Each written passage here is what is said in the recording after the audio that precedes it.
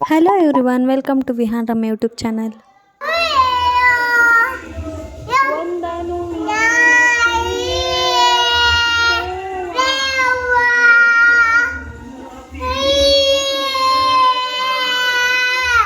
ಅವನಿಗೆ ಡಕ್ ಅಂದರೆ ತುಂಬಾ ಇಷ್ಟ. ಯಾವಾಗಲೂ ಡಕ್ ಹಾಕ್ತಾನೆ ಇರ್ತಾನೆ.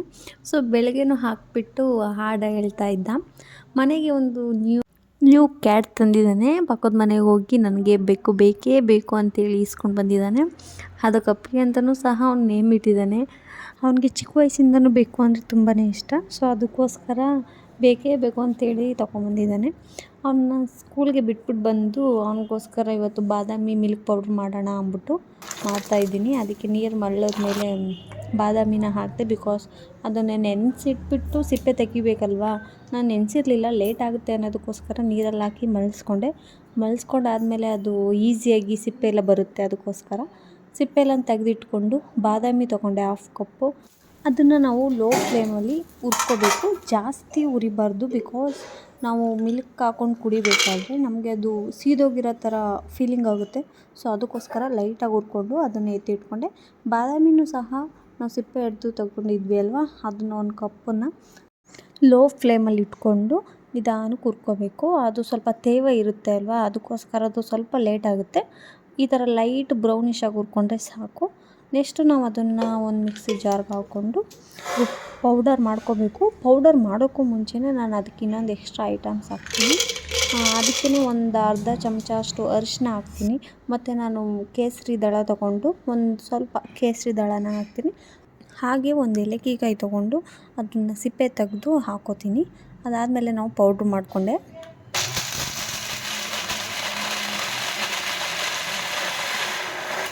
ಆದಷ್ಟು ಪ್ಲೇನ್ ಪೌಡರ್ ಮಾಡಿಕೊಂಡ್ರೆ ಒಳ್ಳೆಯದು.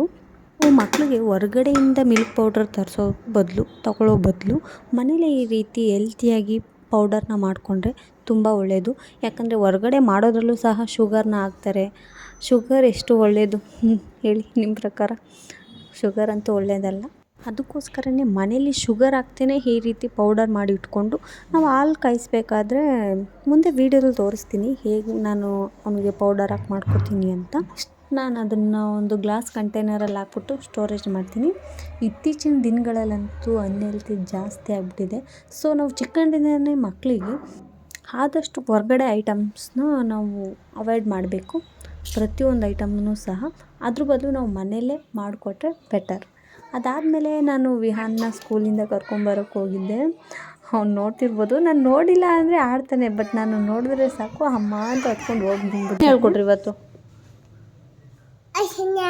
ಸ್ಟ್ಯಾಂಡಿಂಗ್ ಲೈನ್ ಹೇಳ್ಕೊಟ್ರಾ ಇವತ್ತು? ಮತ್ತೆ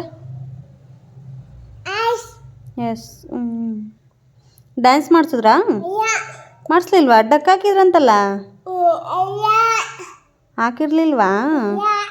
ಡ್ಯಾನ್ಸ್ ಮಾಡಿಸಿದ್ರಾ? ಗುಡ್. ಸರಿ, ಇವಾಗ ಮಲ್ಕೋ.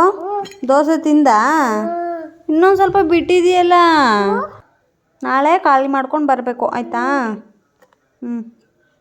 ಸರಿ, ಇವಾಗ ಮಲ್ಕೋ ಬಾ, ಆಮೇಲೆ ಎದ್ದಾಟಾಡೋಣ.